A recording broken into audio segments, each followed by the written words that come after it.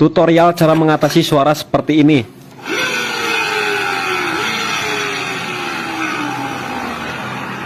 Kemudian kita coba cek posisi seperti ini.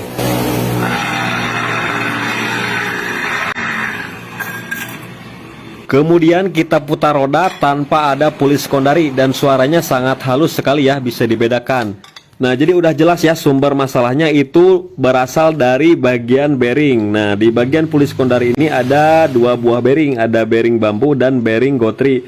Nah, jadi untuk sumber masalah yang utama itu disebabkan oleh bearing yang berkodekan 6902. Karena untuk bearing bambunya ini jarang sekali rusak ya, maka dari itu supaya tidak rusak saat kita proses pembongkaran, kita gunakan alat khusus, kita gunakan tracker seperti ini supaya masih bisa digunakan lagi. Karena untuk bearing seperti ini harganya mahal, kisaran 50.000 untuk satu picisnya ya.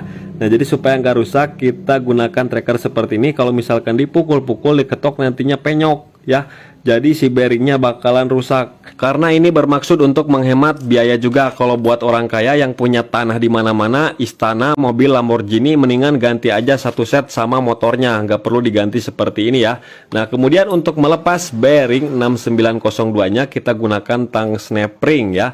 Nah, sepinya udah terlepas, kemudian kita sediakan as seperti ini, kita pukul, udah terlepas.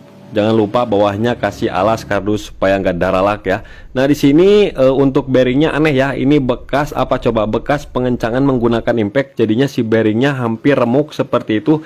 Dan di bagian rubber sealnya itu udah seperti itu ya, tidak utuh. Itu akibat pengencangan menggunakan impact ataupun otot aderai. Jadinya si bearingnya membekas ataupun rusak ya, ada bekasan gesekan antara mangkok sama bearingnya tersebut. Nah, kemudian untuk bearing yang baru gunakan yang 1 RS ya, rubber sealnya seperti ini yang ada tutupnya sealnya. Kemudian kasih pelumasan, kasih gemuk ya, mau Suzuki, Yamaha, Honda ataupun Ducati boleh. Kemudian cara pasangnya seperti ini, jangan sampai terbalik. Jadi yang ada rubber sealnya dipasangkan di bagian dalam. Supaya apa maksudnya? Supaya si stempletnya nanti nggak masuk ke bagian kampas ganda. Pokoknya ngerti lah ya. Kemudian untuk proses pemasangannya kita pukul bagian pinggirnya menggunakan kunci sok 19 yang panjang seperti ini. Pakai kunci sok 19 pendek juga bisa, nanti pakai gagang sok ataupun sambungan sok ya. Kemudian setelah masuk kita pasang bagian sepi penguncinya. Nah, seperti ini. Asal masuk aja dulu, kalau mau didedetin langsung pakai tang bisa.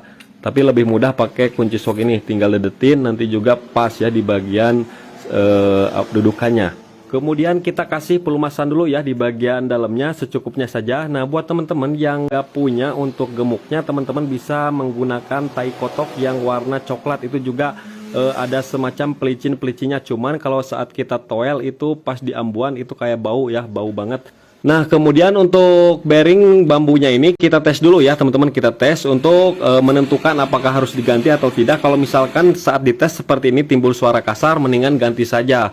Kalau misalkan nggak kasar, nah seperti ini halus, kita pasang aja langsung.